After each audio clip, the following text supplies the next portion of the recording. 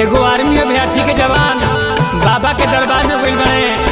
अब बाबा से कहते रहे कि बाबा हम सब कुछ कर ले रही, खाली देही में वर्दी लगा के सीमा पे लड़े के रहे।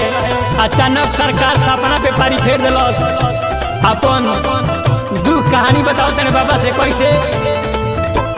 मेडिकल फिजिकल निकाल ले रही जी, दिल के दर्दिया सुनिए बाबा कहीं जी।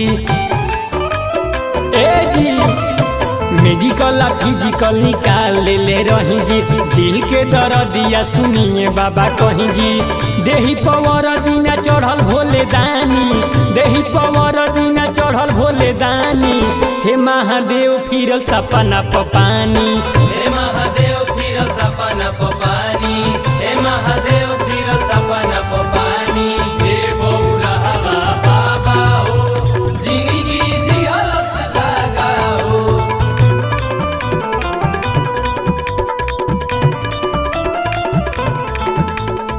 मेहनत कइनी बहुते जी, मेहनत कइनी बहुते जी, तबहु भइनी अभागा हो। हे बौरहवा बाबा हो, जिंदगी दिहल सदागा हो।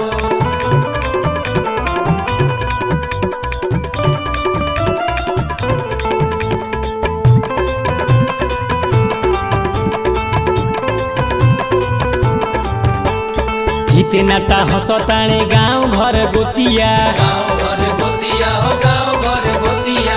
केहू नहीं बुझे बाबा हमरो हलतिया। हमरो हलतिया बाबा, हमरो हलतिया। देव के देव महादेव दया करी, हाथ जोड़ी रावा से निहोरा हम करी। रो रोई कहतानी अपन परेशानी, रो रो के कहतानी अपन परेशानी।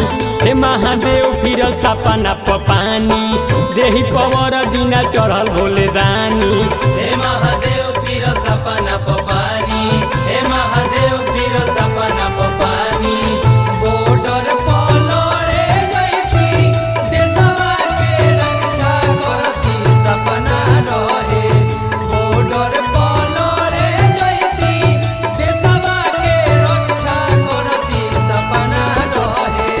भइल ना देखो हमर भरती, इहे हमर सपना रहे। देही पर चढ़ल नाही वर्दी, इहे हमर सपना रहे।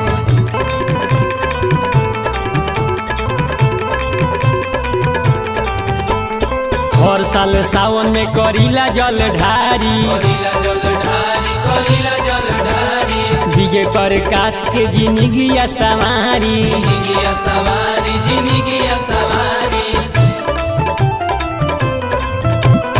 अंजनी मिसिर संगे मुन्ना संदीप जी, भीतरी से मन कहे बड़ुए दुखित जी। घर के ना घाट के देखी ना भइल बानी जी, घर के ना घाट के देखी ना भइल बानी जी। हे महादेव फिरल सपना पानी जी, देही पवर दीना चढ़ल भोले दानी जी। हे महादेव फिरल सपना पानी जी। हे महादेव